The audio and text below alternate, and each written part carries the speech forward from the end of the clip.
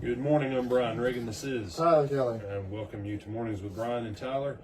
And today we continue our study of the relation of wealth and blessing and covenant with God. Go on ahead, Tyler, read the last verse of Genesis 12 and the first two verses of Genesis 13. So Pharaoh commanded his men concerning him, and they sent him away with his wife and all that he had. Then Abram went up from Egypt, he and his wife and all that he had, and Lot with him to the south. Abram was very rich in livestock, in silver, and in gold. Okay. So let's be very clear.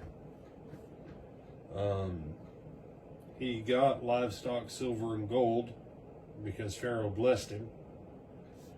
Pharaoh, being warned of God, decided to let Abraham keep those blessings. People have this ridiculous notion that God blessed Abraham because of his lie, or he let him be blessed with his... No. Remember, Genesis 12, read me Genesis 12, 1 through 3, Tyler. Now the Lord had said to Abram, "Get out of your country, from your family, and from your father's house, to a land that I will show you. I will make you a great nation. I will bless you and make your name great, and you shall be a blessing. I will bless those who bless you, and I will curse him who curses you. And in you all the families of the earth shall be blessed." All right. So, first of all, the Lord said, "I will bless you." Abraham didn't have to lie to get a blessing from Pharaoh. It would have gone better if Abraham would have checked with the Lord before he went to Egypt during the famine, because as will later be shown, the blessing of the Lord operates whether the land's in a famine or not. Okay? But Pharaoh was blessed. How do you get that? Abraham took him. No. The Lord said what? Whoever blesses you will be blessed. Whoever curses you will be cursed. Pharaoh sent him away with everything he'd given him. Why? He definitely didn't want to curse him. Whatever communication God had given to him, Pharaoh knew he was better off to send Abraham away with blessing and just let him have it. Well, God had already said, "I'm going to bless you, I'm going to take care of you. Whoever blesses you, I'll bless. Whoever curses you, I'll curse." None of that has anything to do with Abraham's behavior.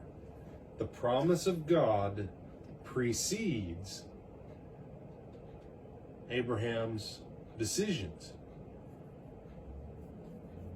God didn't put disclaimers on his promise to Abraham. The only disclaimers in that promise is, whoever blesses you, I'll bless. Whoever curses you, I'll curse. But there's only one thing for Abraham, and that is blessing. And so what does he leave Egypt with? He's very rich in livestock, in gold, and in silver.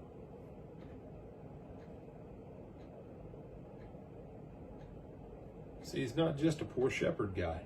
He's not just some humble little shepherd. He's a wealthy man. You say, well, then it turned on him like a dime. Right. The blessing of the Lord. Abraham didn't work to get all that riches. Pharaoh bestowed it on him. Regardless of what Abraham did, doesn't change the fact that he really didn't actually do anything to earn it.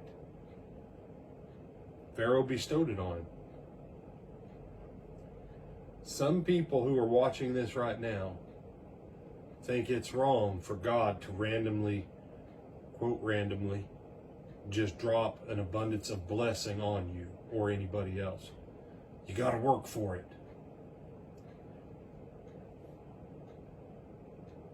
Working by the sweat of the brow is not the blessing of the Garden of Eden.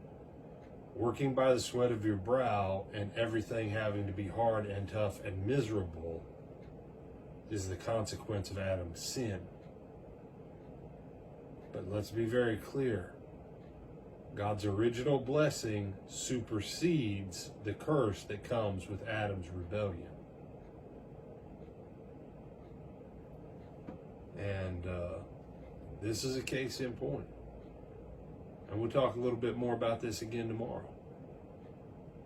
Abraham, rich in livestock. And what else, Tyler? People too. And Yeah. much gold and silver. And much gold and silver. Yeah, we won't even talk about the maid servants and the men servants. Mm-hmm. And gold and silver. How rich? What did it say? Very rich. Very rich. Interesting. Genesis 1. Everything's good, good, good. Now it's very good.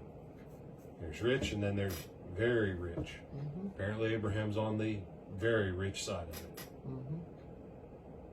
So we'll come back to other truths about Abraham, but I'll leave you that for this morning and for today to meditate on. Abraham was not some poor little shepherd who just barely scraped by all those years trusting in God.